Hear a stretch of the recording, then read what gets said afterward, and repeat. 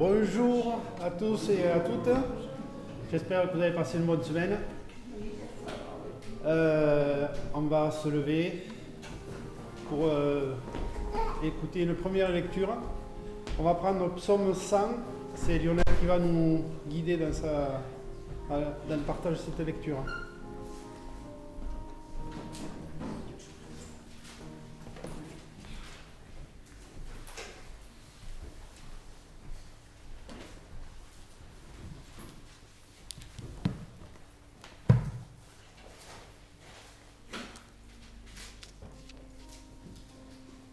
Psaume 100. Lance une joyeuse clameur vers l'Éternel, terre entière. Servez l'Éternel avec joie, venez avec des acclamations en sa présence. Reconnaissez que l'Éternel est Dieu. C'est lui qui nous a fait et nous sommes à lui. Son peuple est le troupeau de son pâturage. Entrez dans ses portes avec reconnaissance, dans ses parvis avec la louange. Célébrez-le, bénissez son nom, car l'Éternel est bon, sa bienveillance dure toujours, et sa fidélité de génération en génération. Merci.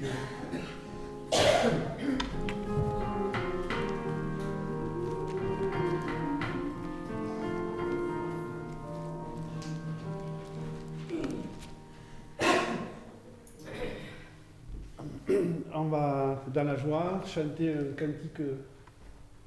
Ensemble, nous pouvons chanter, ensemble, nous pouvons prier, élever nos voix et adorer celui qui nous a réunis.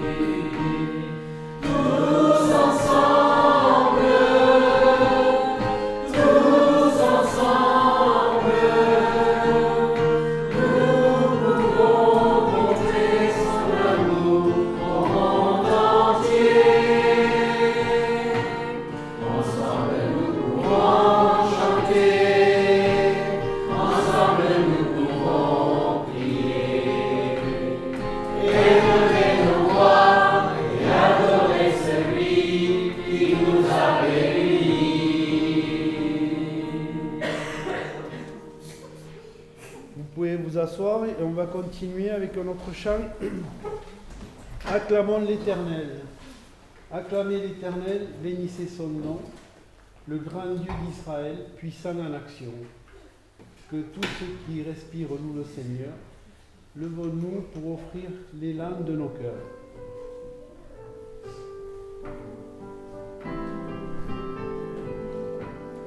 Vous vous souvenez de ce cantique ou pas?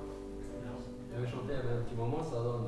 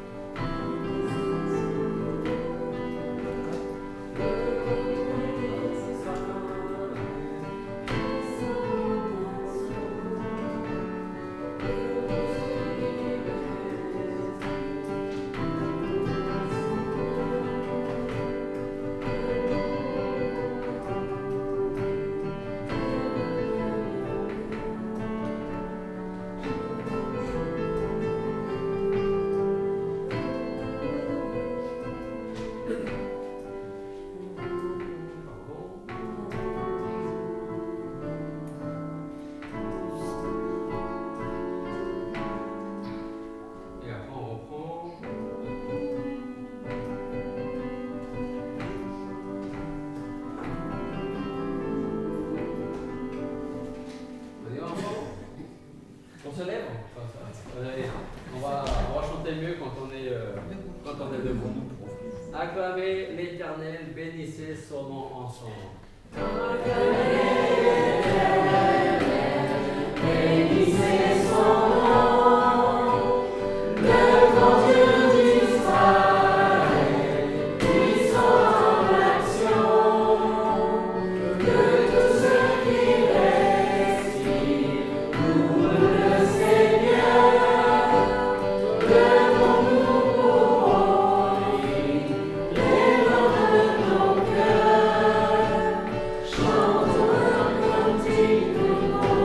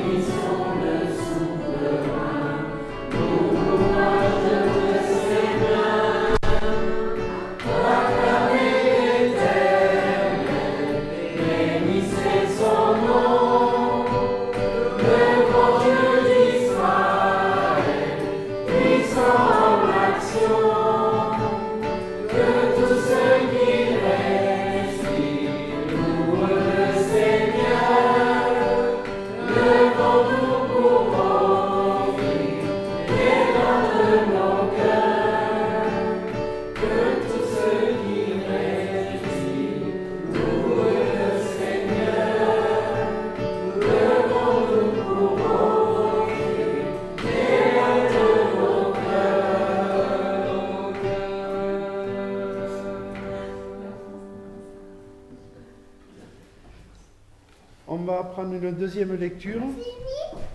Lionel va nous la partager dans Colossiens chapitre 1, versets 1 à 20.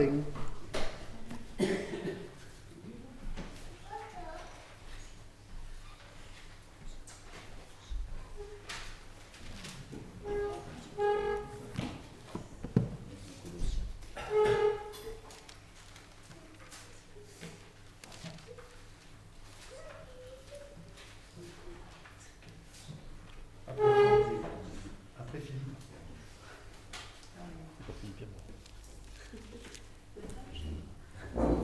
Tu m'as donné, je suis pas sûr que ça te beaucoup. Moi j'ai mis 342. Ah ça va, ça correspond à Camille aussi. Colossiens chapitre 1, versets 1 à 20.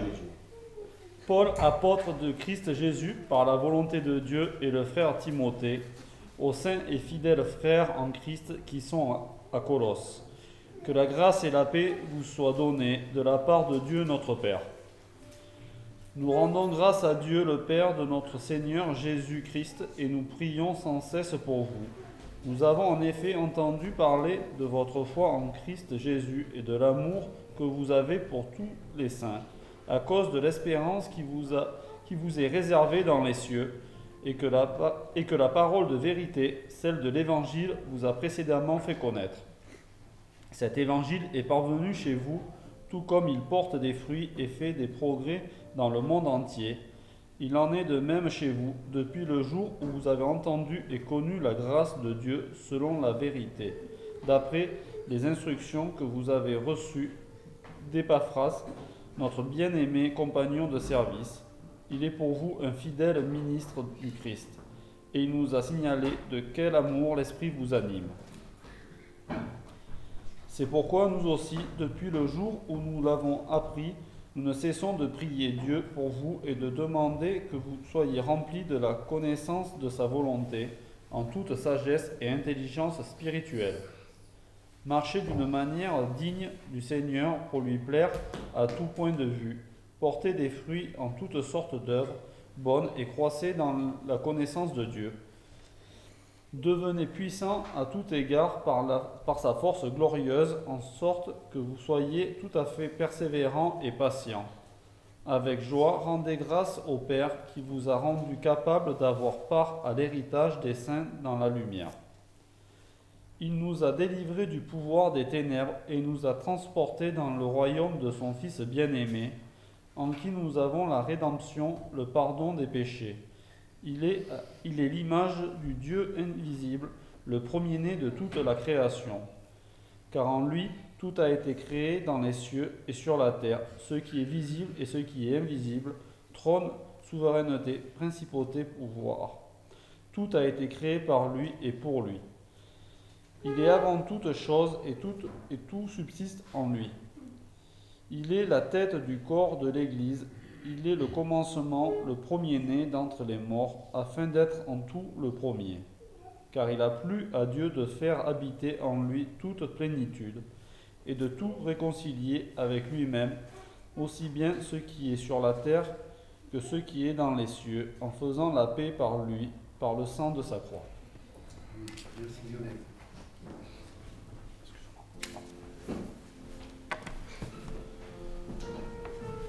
Vous pouvez vous asseoir. On va prendre un autre chant. Au pied de la Sainte Croix, jaillit la fontaine du salut que je reçois, grâce souveraine.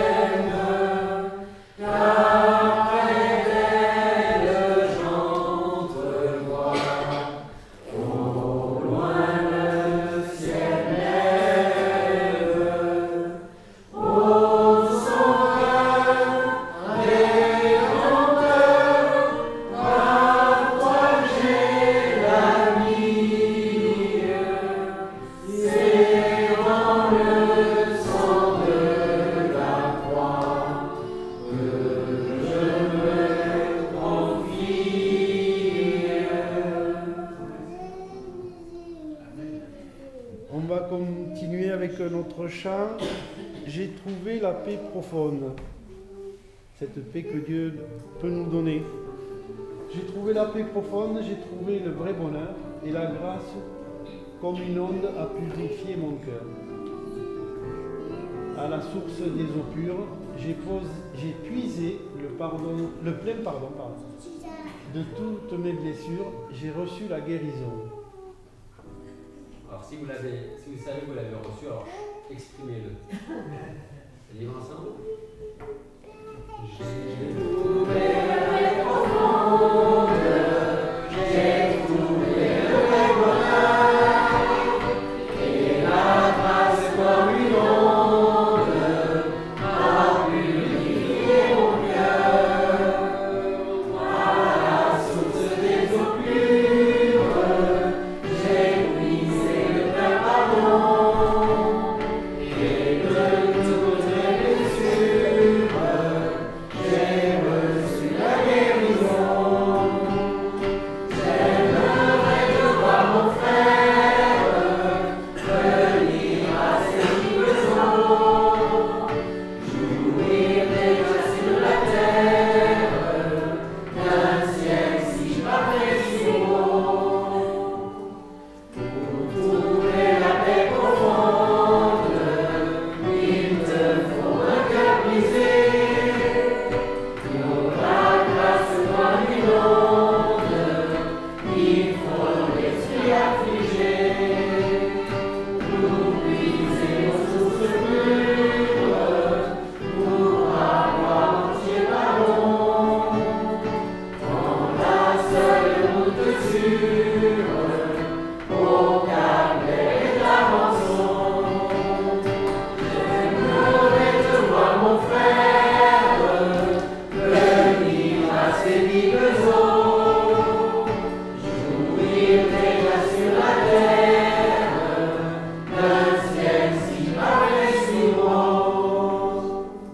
Sais-tu que la vie est belle, sous le regard du Seigneur, et la jeunesse éternelle, avec Christ pour ton bonheur, avec Jésus plus de crainte, mourir aussi triompher, souffrir pour Jésus sans plainte, c'est bien vers le ciel marcher.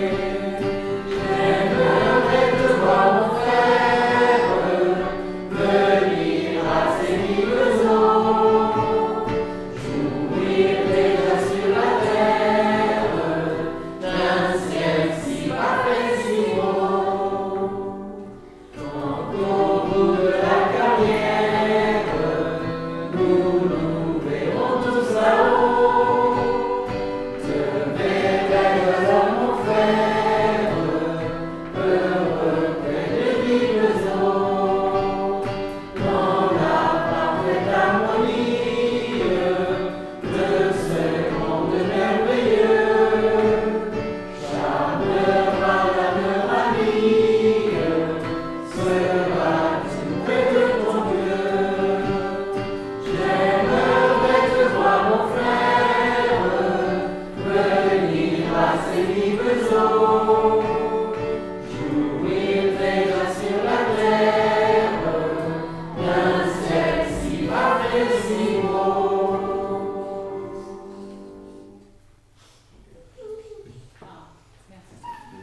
On va prendre la troisième lecture et on va se lever pour cela. On va finir le chapitre de Colossiens, chapitre 1, versets 21 à 28.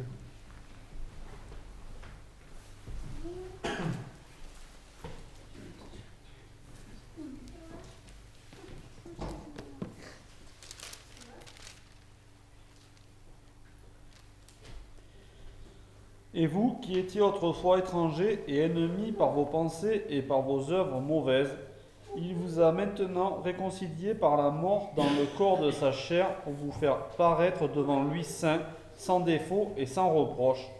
Si vraiment vous demeurez dans la foi, fondée et établie pour ne pas être emporté loin de l'espérance de l'Évangile que vous avez entendu, qui a été prêché à toute créature sous le ciel et dont moi, Paul, je suis devenu le serviteur, je me réjouis maintenant dans mes souffrances pour vous et je suppléai dans ma chair à ceux qui manquent aux afflictions du Christ pour son corps qui est l'Église. C'est d'elle que je suis devenu serviteur. J'ai été chargé par Dieu de vous annoncer pleinement la parole de Dieu, le mystère caché de tout temps et à toutes les générations, mais dévoilé maintenant à ses saints, à qui Dieu a voulu faire connaître quelle est la glorieuse richesse de ce mystère parmi les païens, c'est-à-dire Christ en vous, l'espérance de la gloire. C'est lui que nous annonçons en avertissant tout homme et en instruisant tout homme en toute sagesse, afin de rendre tout homme parfait en Christ. C'est à cela que je travaille, en combattant avec sa force qui agit puissamment en moi. Merci Muriel.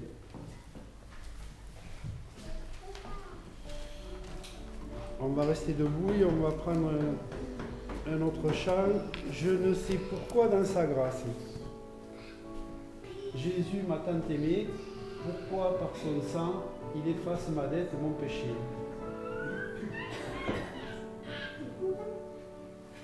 Je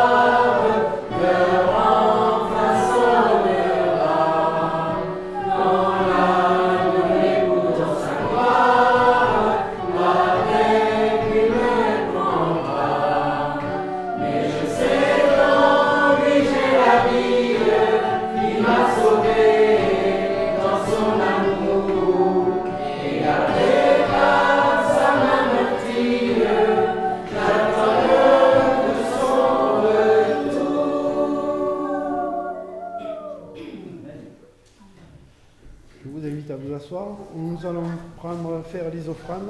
Ralph, tu veux bien venir s'il te plaît? Marc, tu peux prier s'il te plaît?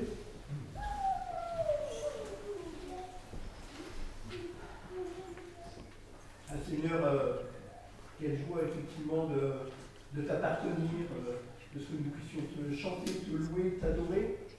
En tout point dans notre vie, nous sommes devenus tes enfants et tes serviteurs. Et ces offrandes, c'est une partie aussi de notre vie d'adoration. Et nous voulons te bénir pour cela, ce privilège que nous avons de te rendre ce que tu nous donnes, seulement en toute petite partie. Et Parce qu'en fait, notre vie aussi est une offrande, toute notre vie est une offrande devant toi, Seigneur. Accepte-la comme ça et accepte cette partie financière aussi, autant que nous le pouvons. Merci de bénir aussi ce qu'elle deviendra pour ta gloire. Amen. Amen.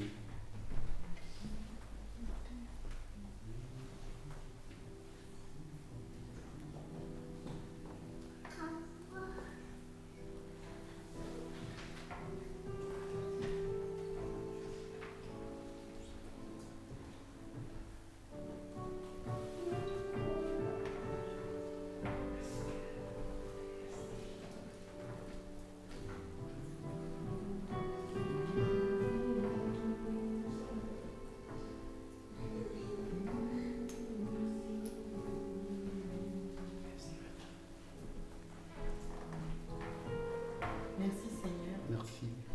de nous accueillir dans ta maison, Seigneur. Ta maison, notre Église, ton Église, Seigneur.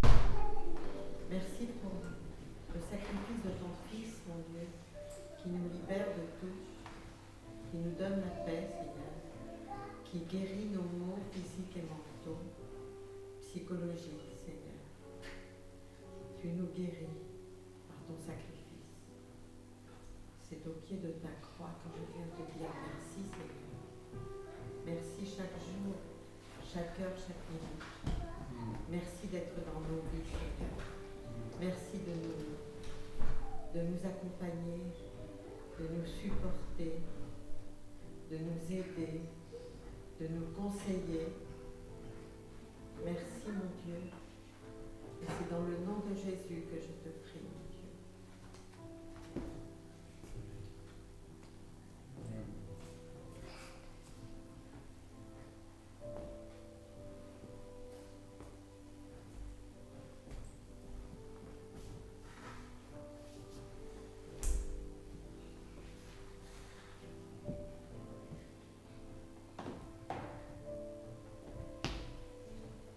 Père, je veux vraiment te remercier parce que tu es le Dieu et le seul Dieu tout-puissant, Seigneur. Et un jour, Jésus va revenir nous chercher, nous aurons tellement de joie. Et je te remercie parce que tu nous as vus et tu as été ému de compassion et d'amour pour nous. Et je veux vraiment te remercier pour cela. Tu avais tout prévu d'avance. Tu avais une magnifique œuvre d'amour, Père. Je ne sais pas quoi dire et je te remercie pour cela.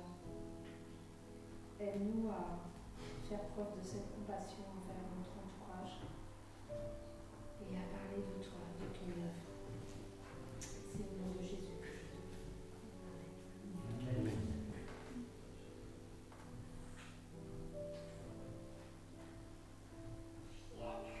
Céleste, je te remercie d'être dans nos vies. Et je réitère à voix haute et en public ce que j'ai dit hier, dans l'intimité de notre chambre. Tu es mon Dieu, Dieu unique, Dieu du terre et de la ciel, créateur de toutes choses. Et je crois en ton Fils, Seigneur Jésus, qui a donné sa vie pour nous, pour acheter nos péchés. Je te remercie pour ce don. Merci d'être dans nos vies. Merci pour tout ce que tu nous apportes. Seigneur Jésus-Christ, tu es mon Seigneur et Sauveur. Et à partir d'aujourd'hui, je te suivrai. Que ta volonté et celle de notre Père se fassent en moi et en nous tous. Merci encore. Béni sois-tu, béni soit ton nom. Amen. Amen.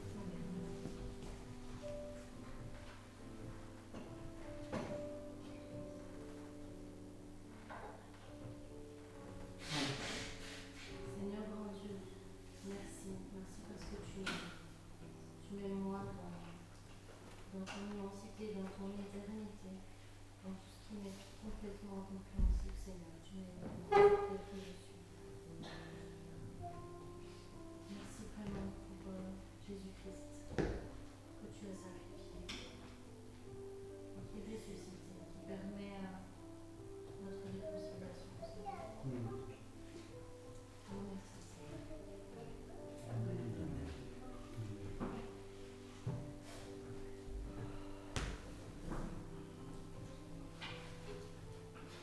Seigneur, je te remercie de nous permettre de nous réunir ici. Je te remercie pour tout ce que tu as fait cette semaine et les jours qui vont à venir, que tu vas faire pour chacun de nous. Merci pour toutes ces bonnes choses que tu nous donnes, que tu nous as données. Je voudrais te remercier aussi pour mes frères et sœurs, que tu nous guides tout au long de notre vie, que tu nous éclaires de ta lumière, car tu es le chemin. Ce chemin qui nous mène vers cette porte que nul ne peut fermer, que tu as ouverte pour nous.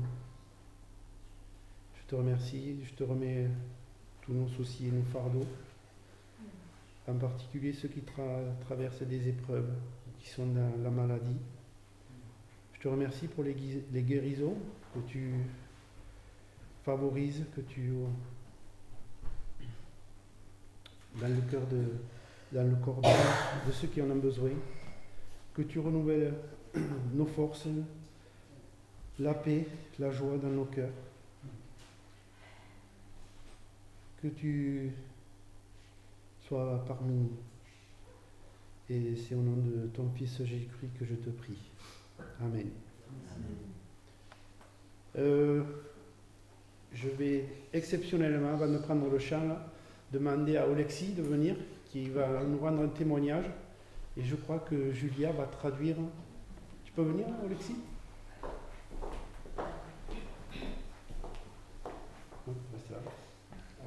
Bonjour à tous.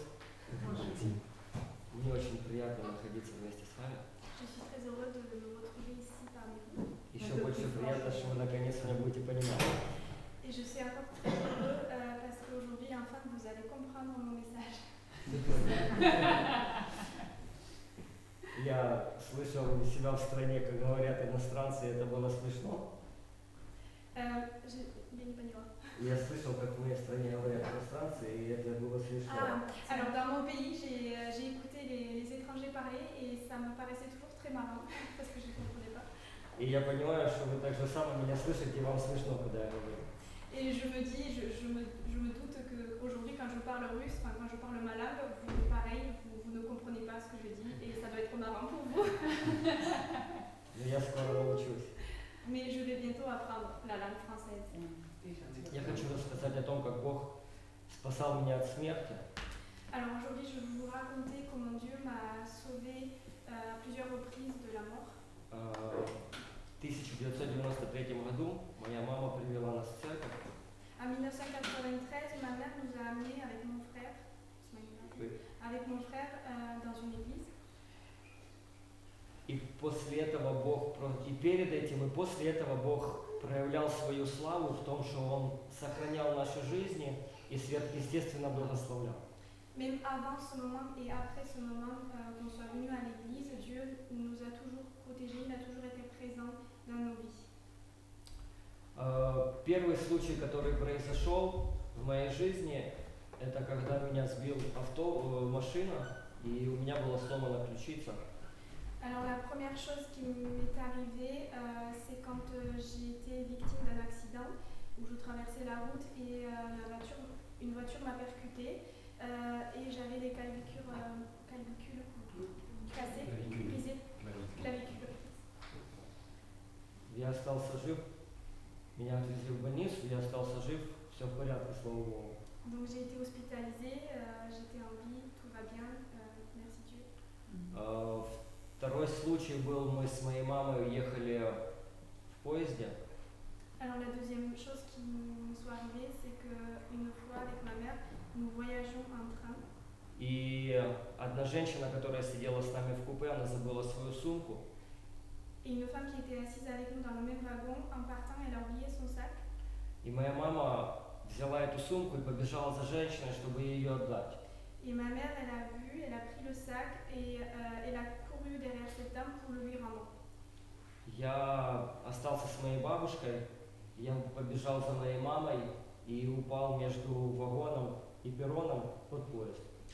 Et quand j'ai vu ma mère courir, j'étais avec ma grand-mère à ce moment-là, dans le wagon, Et j'ai commencé à courir derrière ma mère pour la rattraper et je suis tombée entre le wagon et le train, donc sous le train. И перед тем, как поезд трогался, мужчина меня оттуда вытащил. Et avant que le train démarre, un monsieur m'a sauvée, il m'a tiré de là. Мы все испугались. On a eu très peur. Мы с моим братом были очень сильно активные. Avec mon frère, on était des enfants très actifs. И один раз, когда мы игрались, он толкнул меня на шкаф, дверцы которого были открытые. Et une fois, quand on jouait ensemble avec mon frère, il m'a accidentellement poussée et je suis tombée sur une commode avec une portière ouverte. И я вот так вот на него упал и разрезал себе горло, и мне в больнице наложили 4 шва.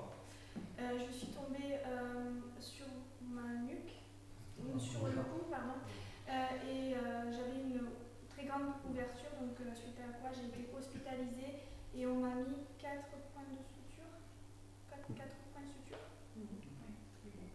Слава Богу, опять остался жив. Merci Dieu, je suis encore restée en vie. Снова мы с моим братом изобрели одну вещь, бомбу. Avec mon frère, on a inventé une bombe. Мой папа занимался вином, и у него были стеклянные бутыля 20-литровые, примерно такой вот бутыль. Alors mon père, il fabriquait du vin à la maison, donc on avait des grandes bouteilles en verre où il gardait le vin. И из этой бутылки мы сделали бомбу, насыпали туда карбид, налили туда воды. Et de cette bouteille, on a créé notre propre bombe, on a mis je sais pas quoi dedans et on a rempli de l'eau. Карбид. Je sais pas ce que c'est. C'est C'est une matière. réaction pour... Мы это подожгли, и бомба эта взорвалась. Donc on a mis le feu et la bombe a explosé. От нее осталось только дно. De cette bouteille, il restait que le fond. У меня остались шрамы на руках и на ноге, вырвало кусок мяса, и опять меня зашивали. Alors j'avais des blessures dans les mains et sur ma jambe, j'avais ma chair qui était décollée. Donc pareil, j'ai été hospitalisée et on m'a mis des points de suture. Слава Богу за мою маму, за ее терпение. Je remercie ma mère pour sa patience. Потому что в тот момент, когда бомба взорвалась, она меня позвала и говорит: Леша, что у вас там происходит? Parce qu'au moment où la bombe a explosé, ma mère nous a appelés, elle nous a dit Lyosha, c'est qui Lyosha? Алексей. Alexei. Donc Lyosha c'est le prénom raccourci Alexei. Qu'est-ce qui se passe? А я к ней пришел, у меня кровь течет с рук. Et donc j'arrive les mains dans le sang qui coule. И когда мы сели на кровать, я еще не знал тогда, что у меня нету куска мяса на ноге. Когда мы сели на кровать, я попробовал, у меня тут что-то мокрое. Et quand je me suis assise sur le lit, je ne savais pas encore que j'avais une chair qui était décollée de ma jambe et j'ai senti quelque chose qui était mouillé. Ну и мама потеряла сознание. Et ma mère, elle a perdu conscience. Снова мы с моим братом, только уже двоюродный, кузен. Alors une autre fois avec mon cousin. Мы поехали заработать денег нечестным путем. On est allé faire quelque chose d'illégal pour avoir de l'argent. Мы хотели украсть провода электрические. On a décidé de voler des câbles électriques. И они находились на высоком столбе, на него надо было залезть, обрезать эти провода и спуститься вниз. Et ces câbles électriques se trouvaient sur des poteaux qui étaient très très grands et il aurait fallu qu'on monte jusqu'au câble pour les découper. Поскольку я был младшим братом, лезть пришлось именно мне. Parce que comme j'étais le frère cadet, c'était à moi de monter. Мне дали экипировку, специальный пояс, специальную обувь, чтобы можно было лазить по столбу, и пилку для того, чтобы резать эти провода. Donc j'avais un équipement spécial pour pouvoir monter sur ce poteau et quelque chose que je mettais sur les chaussures. Et donc je suis montée. И я полез наверх. Et Да. aussi, pardon, pour découper я забыла про пилку. Я полез наверх, это был высокий столб. Когда я лез наверх, я перелез через крюк и поднялся еще на 1 метр выше. Alors quand j'ai commencé à monter ce poteau, il y avait un crochet que j'ai dépassé pour monter et il se trouvait à 1 mètre de haut. Я увидел эти провода, обрадовался, что я уже наверху. Donc je me suis réjouie de me dire que je suis arrivée à mon point et que je pouvais enfin découper ces câbles. И я начал их резать. Et donc j'ai commencé à découper. Я увидел вспышку и потом очнулся из-за того, что я уже висел.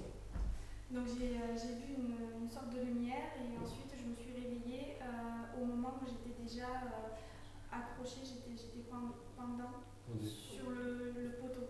Donc j'étais... Мы не знали, что эти провода были под напряжением, alors, что там был ток. on ne savait pas qu'il y avait de l'électricité dans ces câbles. Нам сказали, что там нет. On nous avait dit qu'ils étaient en hors service. Это было 12 часов ночи. Donc il était minuit. И когда мой брат рассказывал уже о происходящем, он сказал, это была большая вспышка света, и мое тело было отброшено и резко назад, потому что я был с поясом. Son cousin qui a été témoin de cette scène, il lui a raconté qu'il y a eu une énorme lumière et cet élan l'a poussé et comme il avait cet équipement qui était collé au poteau, donc il n'est pas tombé en fait, il est revenu vers le poteau et il s'est accroché sur le crochet qu'il y avait. Когда я пришел в сознание, я увидел, что я вишу на этом столбе. Et quand je me suis réveillée, j'ai vu que j'étais accrochée au poteau. Я почувствовал, что у меня нету рук, что я их не чувствую. Et je ne sentais plus mes mains. И я заплакал, J'ai commencé à pleurer. и я поднял руки, смотрю, они есть. Et ensuite, j'ai pu relever mes mains et en les voyant, je me suis dit, ouf, je les ai, les mains, elles sont là. Они так на меня упали, я их понюхал, они воняют копченым. Mes mains sont tombées sur moi parce que je n'avais pas de force de les tenir et j'ai senti le cramer. Я подумал, моя мама осталась с сыном-инвалидом. Je me suis dit que ma mère devait supporter un fils handicapé. Первое, о чем я подумал, что моя мама осталась с сыном-инвалидом. C'est la première chose que je me suis dit. Я не мог спуститься с этого столба, потому что от этой силы, которая меня ударила, я перевернулся на другую сторону. Et j'étais incapable de descendre le poteau tout seul parce que cet élan qui m'a poussé, c'était très fort. И мой брат, кузен, он без экипировки, он залез ко мне наверх, поставил мои ноги, и после этого я смог спуститься вниз. Et mon cousin qui était en bas et qui n'avait pas d'équipement, il a essayé de monter le poteau comme il pouvait pour me retourner vers le poteau parce qu'il était de dos accroché pour qu'il puisse descendre. Когда мы спустились вниз, я увидел, что мои руки, они травмированы, и у меня осталось тут шрам, и много шрамов осталось на этой руке. Et quand je suis descendue, j'ai vu que j'avais des blessures dans les mains et beaucoup de ces blessures sont encore là aujourd'hui. Они очень долго не заживали. Ces blessures ont mis beaucoup de temps à guérir. После этого я, наверное, уже не вспомню все случаи, которые со мной происходили. Je ne me souviens plus après toutes les choses qui se sont arrivées à moi, mais il y en a eu beaucoup. Потому что их было много. Il y en a eu beaucoup. И каждый раз Бог сохранял и спасал. Et à chaque situation, Dieu il m'a sauvé et il m'a préservé. Это происходит и по сегодняшний день. Et cela arrive même aujourd'hui. Потому что из нашей страны, когда началась война, мужчин не выпускали. quand la guerre a éclaté en Ukraine, les hommes n'avaient pas le droit de quitter le territoire. И у меня просто появилась возможность выехать, я не воспользовался. Et j'ai eu cette possibilité de quitter et je m'en suis servie. Я очень благодарен Богу за мою супругу, потому что она на этом настаивала, я не хотел никуда уезжать. Je remercie ma femme parce qu'elle a insisté sur le fait de quitter le territoire parce que je ne voulais pas partir. В принципе, наверное, это все. Bon, je pense que c'est tout. Я очень сильно благодарен Богу. Je remercie Dieu très fortement. Все эти случаи происходили в моей жизни после того, как я перестал ходить в церковь, но Бог все равно сохранил Toutes ces и choses, не дал погибнуть. toutes ces choses sont arrivées après, quand j'ai décidé de ne plus aller à l'église, mais Dieu m'a quand même préservée. Я бы хотел, чтобы мы все держались за Бога и никогда Его не оставляли, потому что Он никогда не оставляет нас. Je souhaite qu'on se tienne tous à Dieu et qu'on ne le laisse jamais loin de nous parce que lui, il ne nous laisse pas partir. Я очень сильно вам благодарен, что вы меня приняли с моей семьей. Je vous remercie énormément parce que vous m'avez accueilli avec ma famille И с вами хорошо, слава Богу. et je me sens bien avec vous. Merci Dieu. Merci beaucoup. Merci. Merci Alexis.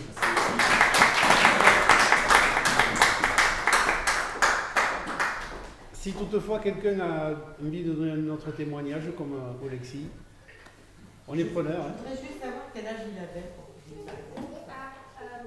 Сколько вам было лет, когда все это случилось?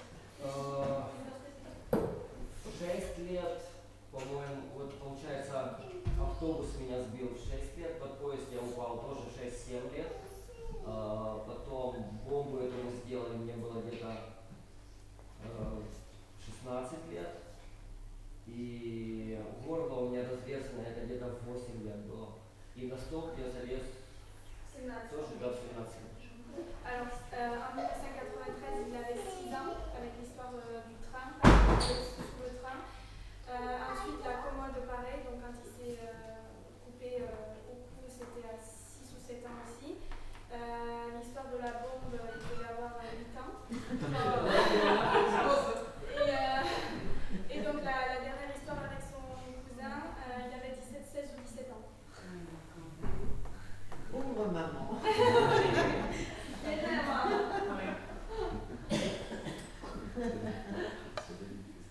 Que d'émotion. On va se lever pour un autre chant. Plonge-moi dans ta rivière d'amour, plonge mon esprit dans les profondeurs de ta joie, inonde le désert de mon âme par la douce pluie du ciel.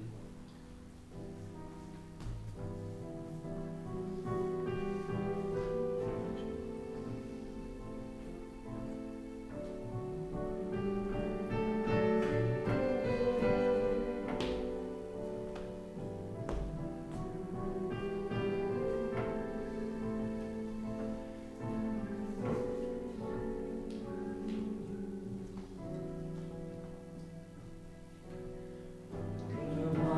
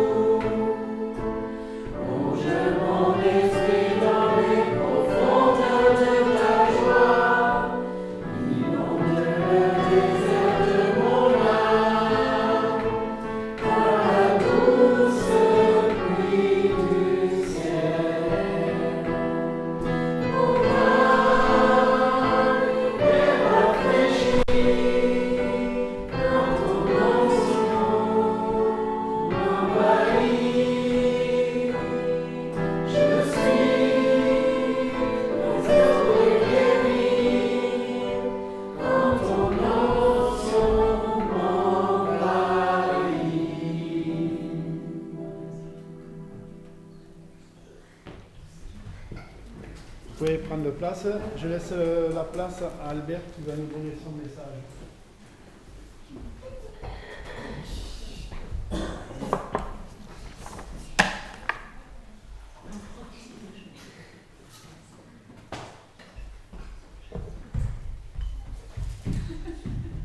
Il veut prêcher, mais je lui dis que ce sera plus tard.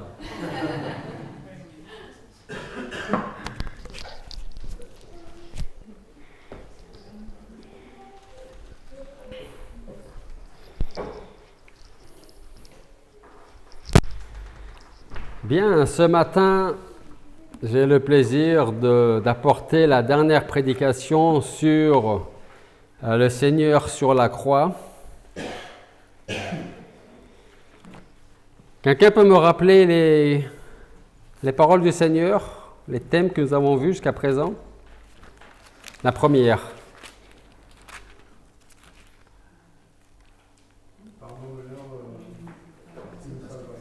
La parole du pardon. Père, pardonne-leur parce qu'ils ne savent pas ce qu'ils font. La deuxième. Non. Ça, c'est la quatrième. Non, ça, c'est la troisième. Tout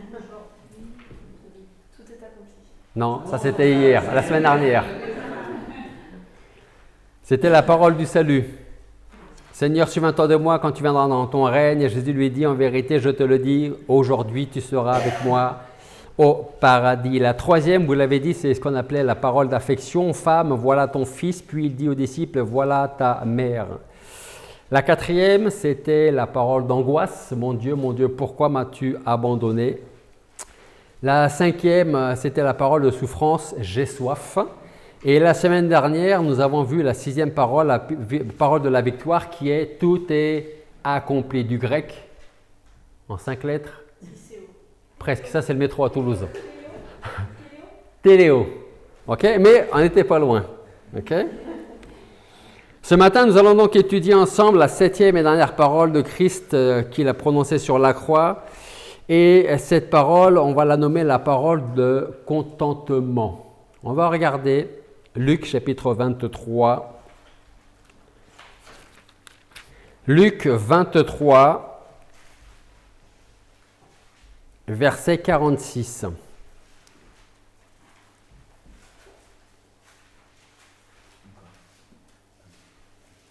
Luc 23, 46. Et Jésus s'écriant d'une voix forte dit, « Mon Père, je remets mon esprit en tes mains. » Et ayant dit cela, il expira. Prions.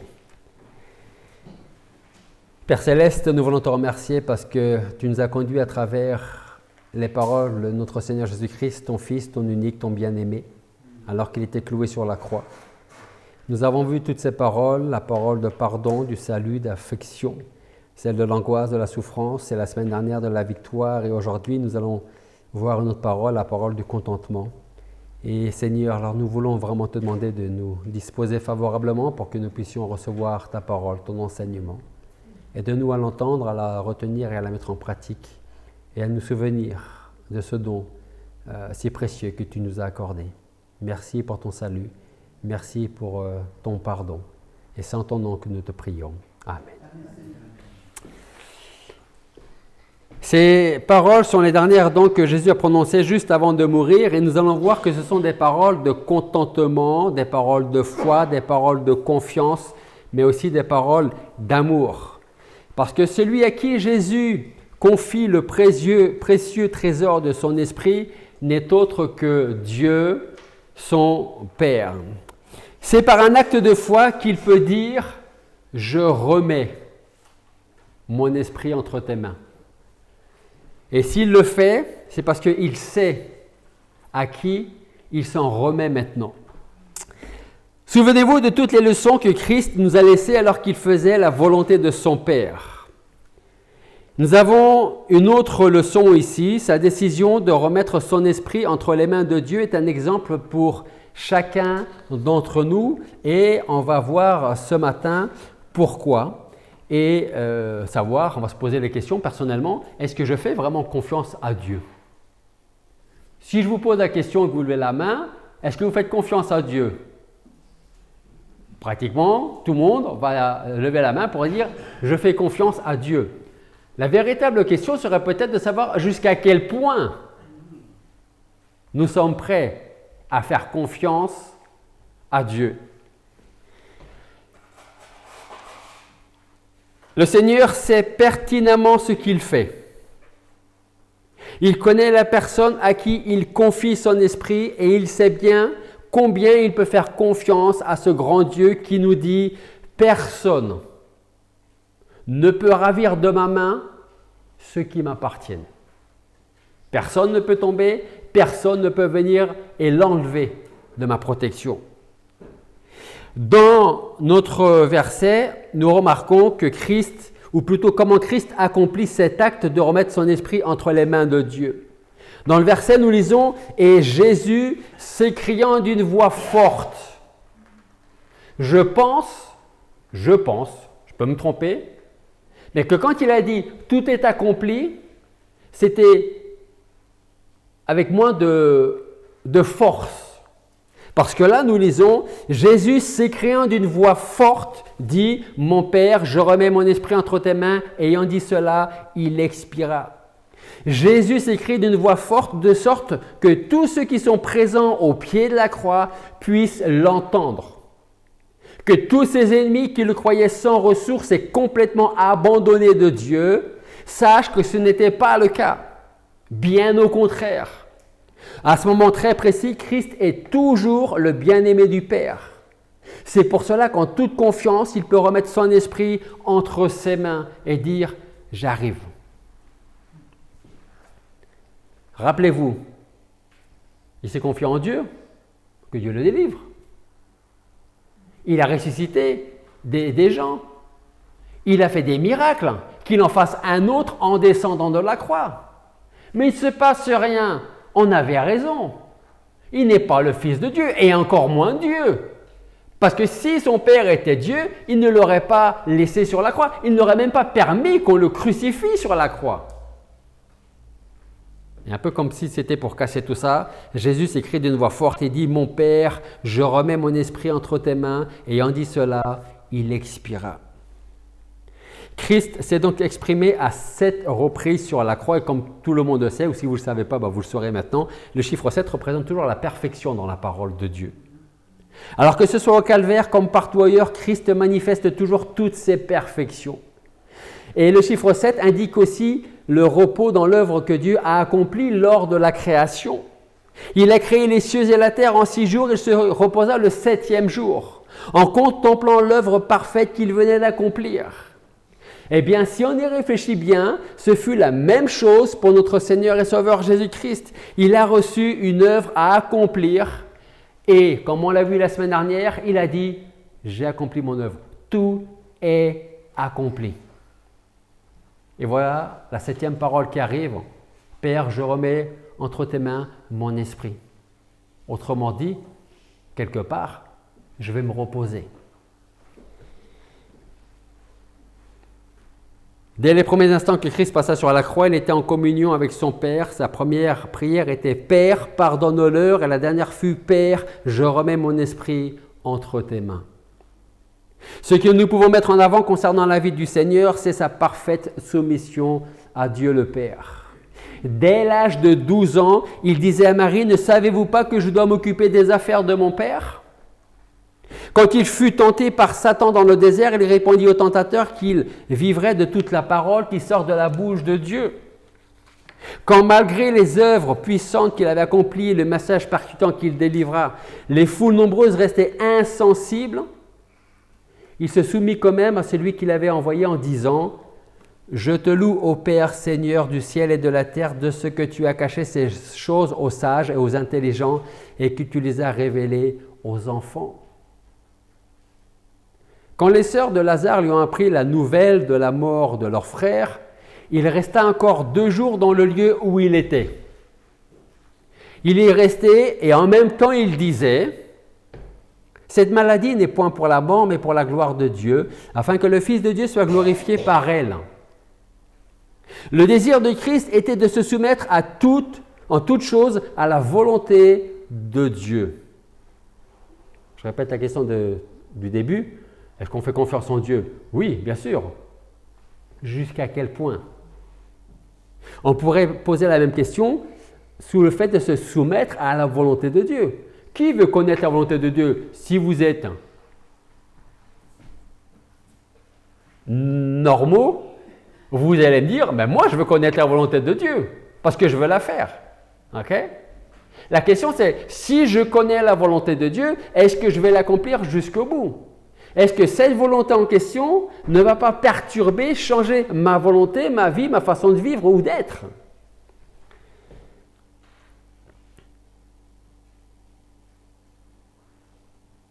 Le désir de Christ était donc de se soumettre en toutes choses à la volonté de Dieu. Regardez-le de bon matin sortir lorsqu'il fait encore sombre pour aller dans un lieu désert à l'encontre de son Père pour prier. Regardez-le pencher son cœur devant Dieu, devant des décisions majeures à prendre. Regardez-le encore prosterné devant son Père juste avant son arrestation.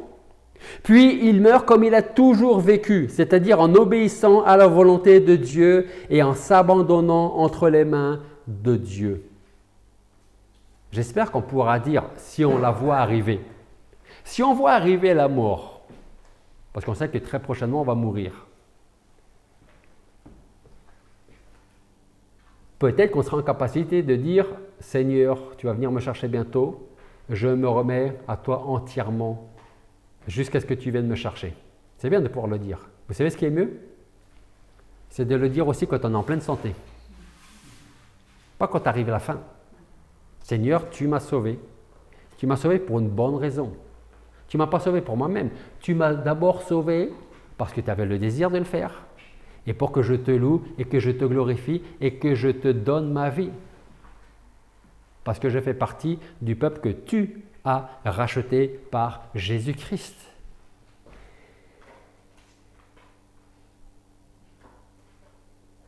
Donc cette leçon ici, Christ remet son esprit entre les mains du Père au moment de sa mort parce qu'il sait à qui il la laisse. Est-ce que c'est la même chose en ce qui nous concerne? Avons-nous remis notre esprit entre les mains de Dieu? Si vous pouvez répondre très sincèrement oui, alors laissez-moi vous dire que vous êtes entre de bonnes mains. Et tout comme l'apôtre Paul, vous pourrez dire « Je connais celui en qui j'ai cru et je suis persuadé qu'il est puissant pour garder mon dépôt jusqu'à ce qu'il revienne me chercher. » Maintenant, en tant que chrétien, vous êtes-vous, nous sommes-nous donnés totalement à Dieu? Connaissez-vous et mettez-vous en pratique les paroles du verset que l'on trouve en Romains chapitre 12, verset 1. Est-ce qu'avant de chercher ce passage, quelqu'un connaît Romains 12, 1? Quand on va le lire, on va dire oui, c'est vrai que c'est ce verset-là. Alors on va regarder Romains 12, 1 ensemble.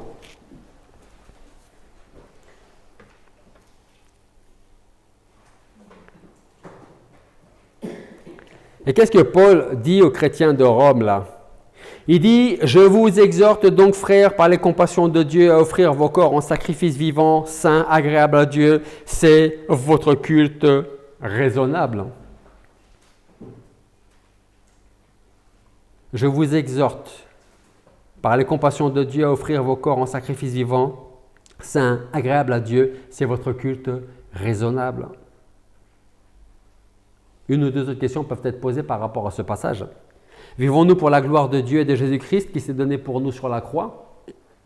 Est-ce que nous marchons chaque jour dans sa dépendance tout en sachant que c'est lui, que sans lui, nous ne pouvons rien faire? Si notre vie est entièrement consacrée à Dieu et que la mort vienne nous surprendre, nous pourrons dire en toute assurance et avec une grande paix, « Père, je remets mon esprit entre tes mains. J'ai fini mon travail ici, quel que soit l'âge qu'on peut avoir. J'arrive, je rentre à la maison. » Dans l'étude, on a parlé de qui ce matin? Étienne. Si on retourne en Actes chapitre 7 à partir du verset 52, Actes chapitre 7 à partir du verset 52, nous pouvons lire « Quel est le prophète que vos pères n'aient pas persécuté? Ils ont tué ceux qui avaient prédit l'avènement du juste que vous avez livré maintenant et dont vous avez été les meurtriers. Vous qui avez reçu la loi par le ministère des anges et qui ne l'avez point gardée, en entendant ces paroles, ils étaient transportés de rage en leur cœur et ils grinçaient de dents contre Étienne. Mais remplis du Saint-Esprit et les yeux attachés au ciel, il vit la gloire de Dieu et Jésus debout à la droite de Dieu. Et il dit, voici, je vois les cieux ouverts et le Fils de l'homme debout à la droite de Dieu. Verset 57, alors eux, poussant de grands cris, se bouchèrent les oreilles, se jetèrent tous ensemble sur lui, et le traînant hors de la ville, ils le lapidèrent. Et les témoins mirent leur manteau aux pieds d'un jeune homme nommé Saul. Et pendant qu'ils lapidaient Étienne, ils priaient et disaient, Seigneur Jésus, reçois mon esprit. Puis s'étant mis à genoux, il cria d'une voix forte, Seigneur, ne leur impute point ce péché. Ayant dit cela, il s'endormit. Or, Saul avait consenti à sa mort. Qu'est-ce qu'on voit là? Qu'Étienne est rempli du Saint-Esprit. Vers où se tournaient ses yeux? Au verset 55. Ses yeux sont attachés au ciel. Et qu'est-ce qu'il voit? Il voit la gloire de Dieu et Jésus debout à la droite de Dieu. Au verset 59, pendant qu'il lapidait Étienne, il priait et disait, Seigneur Jésus, reçois mon esprit. Laissez-moi encore vous apporter une caractéristique unique de notre Sauveur. Il meurt comme jamais personne ne l'a fait. Personne ne lui prend la vie. Il la donne de lui-même. C'est ce que nous lisons en Jean 10, 17.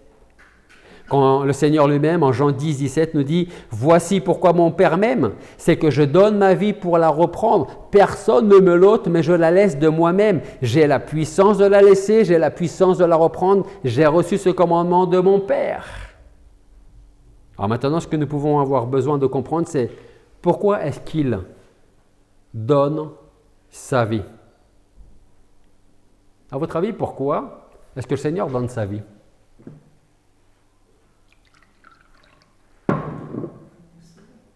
Pour nous sauver, pour obéir à son Père, parce qu'il n'y a pas d'autre solution.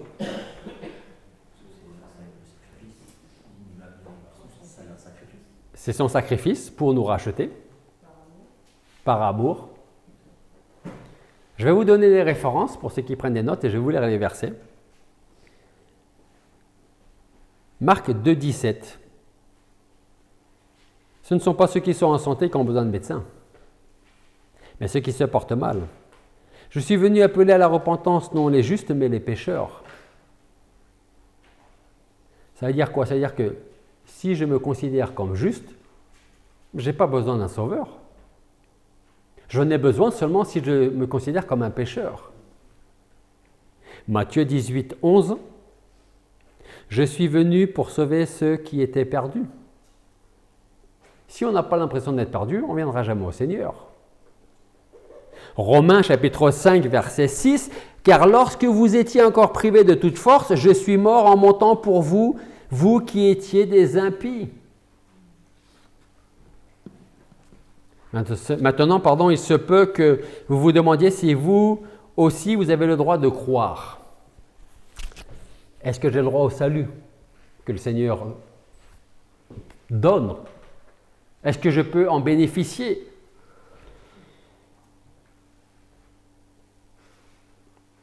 Alors écoutez quelques petites questions. Si vous vous dites, est-ce que j'ai le droit à ce salut? Vous savez qui est Jésus et vous croyez qu'il est le Fils de Dieu. Première question qu'on peut se poser. Est-ce que vous croyez que Jésus est le Fils de Dieu? Deuxième question. Êtes-vous tout aussi sûr qu'il est capable de sauver parfaitement tous ceux qui viennent à lui par la foi? Si je m'approche du Seigneur, est-ce qu'il peut, est-ce qu'il veut même me sauver? J'aime bien la deuxième question parce qu'il n'est pas obligé de nous sauver. Il n'y a rien en nous qui fait que nous méritons d'être sauvés. Il n'y a rien en nous qui fait que Dieu même ait envie de nous regarder une seule seconde de notre existence. Il se peut que vous n'ayez aucun doute sur sa nature divine, sur sa naissance, sur sa mort, sur sa résurrection. Votre doute se trouve peut-être plus à votre niveau à vous, vous demandant si vous aussi vous pouvez bénéficier de ce salut qu'il accorde par son sacrifice. Dans ce cas, qu'allez-vous faire? Allez-vous essayer de vous sauver vous-même? Rappelez-vous ce qu'on a dit la semaine dernière. Si vous pouviez remonter 2000 ans en arrière, ou même encore aujourd'hui, vous mettre au pied d'une croix et demander à Dieu, qu'est-ce que tu as fait pour moi? Qu'est-ce qu'on a dit la semaine dernière? Vous vous en souvenez? Qu'est-ce que pourrait répondre Dieu? J'ai abandonné mon fils. Je l'ai maltraité. Je l'ai défiguré. Je l'ai cloué sur la croix. Qu'est-ce que tu veux que je fasse de plus pour toi? Qu'est-ce que tu veux que je fasse de plus pour toi? Si vous voulez toujours essayer de vous sauver par vous-même, vous allez perdre votre temps et vous allez vous épuiser et mourir dans vos péchés. Alors réfléchissons quelques instants. Pensons-nous que vos valeurs, nos valeurs, les miennes, les tiennes, et celles de Dieu, se trouvent au même niveau? Mes valeurs et celles de Dieu? Quand Dieu plaça un si grand prix sur son salut, il décida que les hommes ne pourraient seulement l'obtenir qu'à travers la mort et la résurrection de son Fils Jésus-Christ. Pourtant, il se peut que vous soyez comme beaucoup de gens qui pensent pouvoir se sauver eux-mêmes. Ils pensent pouvoir se procurer le ciel avec leurs bonnes œuvres, ce ciel que Jésus-Christ, le Fils de Dieu, a obtenu au prix de son sang sur la croix.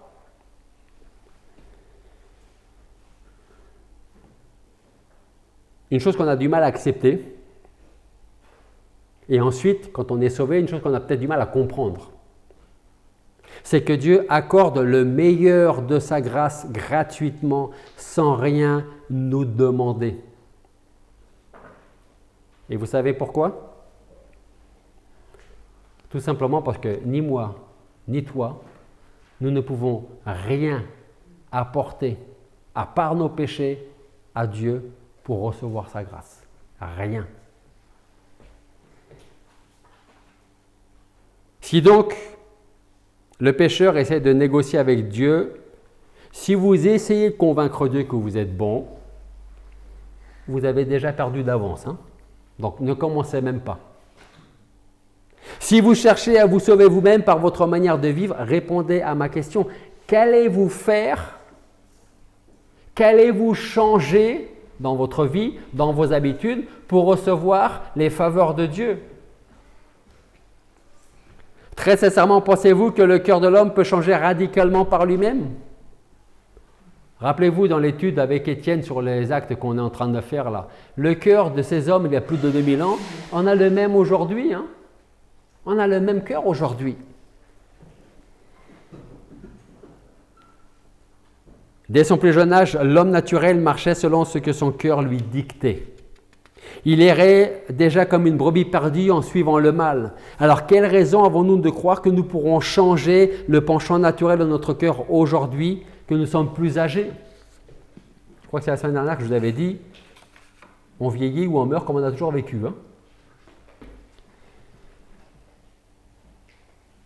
Alors, vous posez peut-être toujours la question et vous n'avez peut-être toujours pas la réponse. Est-ce que je peux bénéficier? Qu'est-ce que je peux faire pour recevoir le salut de Dieu? Eh bien, regardez Jean, chapitre 6 avec moi.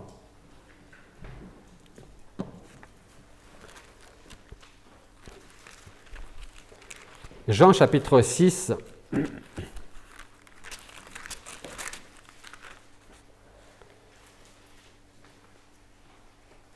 À partir du verset 37.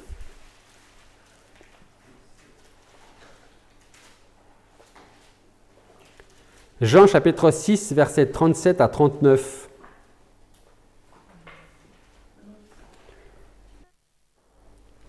Tout ce que mon Père me donne viendra à moi. Alors, le tout, ce n'est pas du matériel, c'est les pécheurs.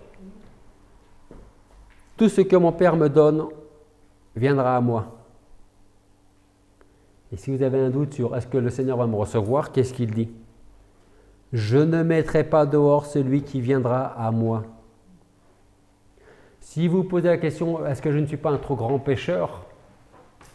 Peut-être. Mais si vous venez au grand Sauveur, il ne vous rejettera pas. On continue en disant, car je suis descendu du ciel non pour faire ma volonté, mais la volonté de celui qui m'a envoyé. Et entre autres, la volonté de celui qui l'a envoyé, c'était de se racheter un peuple. Et nous lisons, or c'est ici la volonté du Père qui m'a envoyé, que je ne perde aucun de ceux qu'il m'a donnés, mais que je les ressuscite au dernier jour. Jésus-Christ parle constamment d'un peuple qui lui a été donné.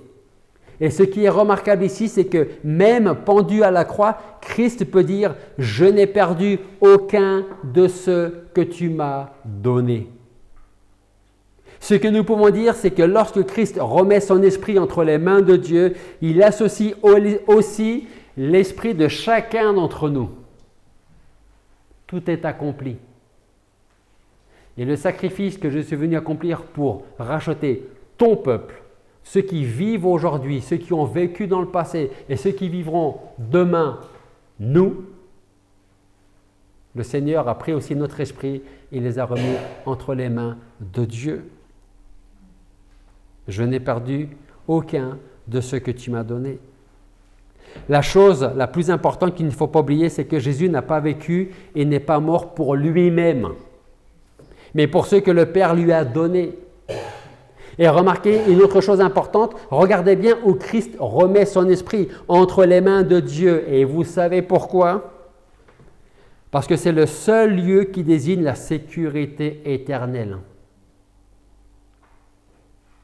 Voilà pourquoi il pouvait dire « Mon Père qui me les a donnés, ces brebis, est plus grand que tous et personne ne peut les ravir de la main de mon Père. » Voilà pourquoi nous pouvons fonder notre espoir, notre assurance sur les paroles de Christ. Nous sommes faibles par nous-mêmes, mais nous sommes gardés par la puissance de Dieu.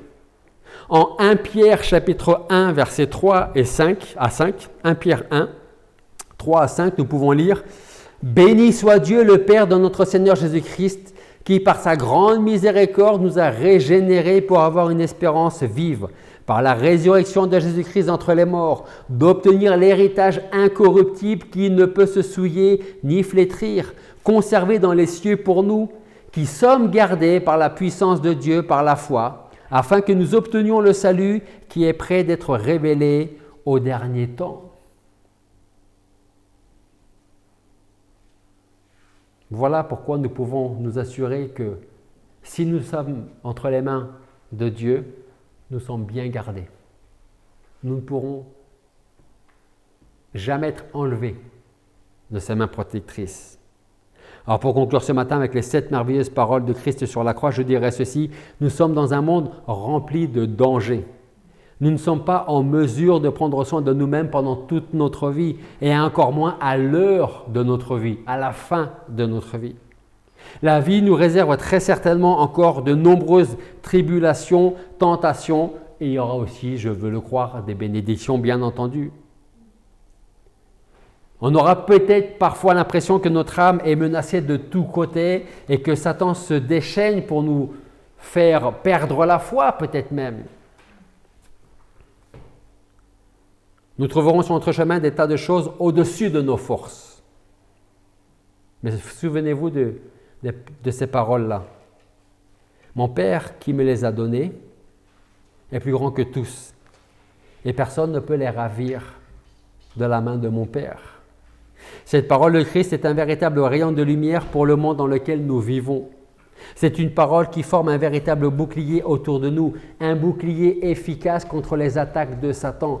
Par la grâce de Dieu, nous avons un refuge contre les tempêtes de la vie, contre la mort. Ce refuge, c'est les mains de Dieu. Est-ce que votre vie entière est entre les mains de Dieu? Si vous pouvez dire oui, alors vous pouvez dire merci Seigneur. Si vous ne pouvez pas encore dire oui, ça ne veut pas dire que vous ne pourrez pas être un jour entre les mains de ce Dieu puissant et 3 fois saint qui sait garder chacun de ses enfants. Prions. Père Céleste, nous voulons te remercier parce que ce matin, tu nous fais encore la grâce de pouvoir étudier ces paroles de notre Seigneur Jésus-Christ sur la croix. Et nous pouvons voir cette confiance qu'il avait, cette confiance totale, entière en toi. Alors Seigneur, aide-nous à prendre cette leçon pour nous, ces paroles pour nous, pour que nous puissions remettre notre esprit, notre vie tout entière, nous consacrer entièrement à toi, que tout dépende de toi, nos décisions, nos choix, notre vie, notre témoignage, ton Église ici, Seigneur. Merci pour ce que tu as fait pour nous, ce que tu fais aujourd'hui et ce que tu feras demain. Merci parce que tu es le Dieu souverain, le Dieu 3 fois saint, que personne ne peut contrecarrer. Et Seigneur, nous voulons te remercier parce que nous t'appartenons. Nous sommes tes enfants. Et je veux te prier pour ceux qui ne te connaissent pas encore, qui ont peut-être des doutes, que tu veuilles parler dans leur cœur, dans leur esprit, et que tu leur apportes cette assurance. Tu leur montres cet amour que tu as pour eux aussi. Merci encore pour ta patience envers nous, pour ton pardon et ton salut. Et c'est en Jésus-Christ que nous te prions. Amen.